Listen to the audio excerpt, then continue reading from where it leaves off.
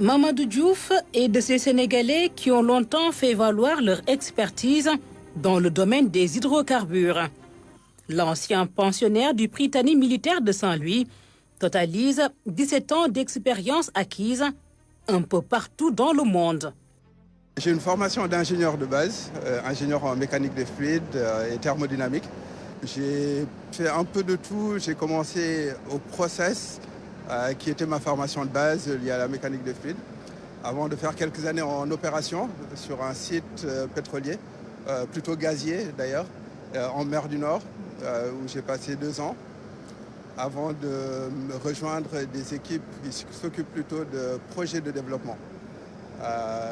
Donc j'ai eu à exercer dans cette partie du secteur depuis 2010 au Gabon, au Moyen-Orient, au Qatar et également en Tanzanie, Ouganda. Cette vaste expérience est aujourd'hui au service du ministère du Pétrole et des Énergies du Sénégal. Il est le responsable du bureau de contrôle des opérations pétrolières. Il s'agit avant tout de nous assurer de la conformité des opérations que les opérateurs internationaux mènent vis-à-vis de nos réglementations sénégalaises, mais aussi vis-à-vis des règles de l'art, ce qui se fait partout dans le monde et qui n'est pas forcément aujourd'hui entièrement implémenté dans notre réglementation.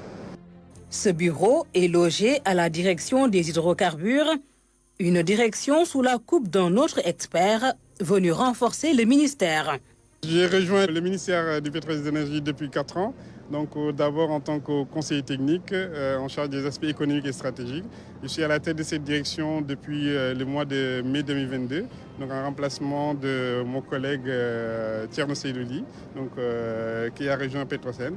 Donc auparavant, avant cette position au sein du ministère, j'étais en France où j'ai fait mes études à l'école des mines avant de faire une spécialisation à l'école du pétrole et des moteurs et ensuite de mener une carrière de 11 années en tant que project manager et pétrolier économiste, on va dire, dans le groupe d'industrie français du pétrole. Bras technique du département, la direction des hydrocarbures suit l'exécution des contrats, contrôle donc les opérations, promeut le bassin sédimentaire. Une intervention en amont et en aval sur l'ensemble des projets. C'est également de veiller à aider les autres administrations en termes d'appui technique et de coordination pour que les collègues de l'environnement, des finances, de la pêche, etc. puissent tous se réunir en tout cas autour des spécificités de cette industrie pétrolière et gazière. Ce travail exaltant attire à la fois seniors et juniors du secteur. Ibrahima Ba est ingénieur géologue, une expérience dans l'industrie minière, une formation poursuivie à l'Institut national du pétrole et du gaz et une expertise en offshore avec Woodside.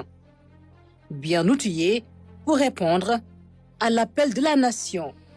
C'était un rêve d'antan en tant que Sénégalais d'abord, de servir le pays. J'ai eu l'offre de travail au ministère.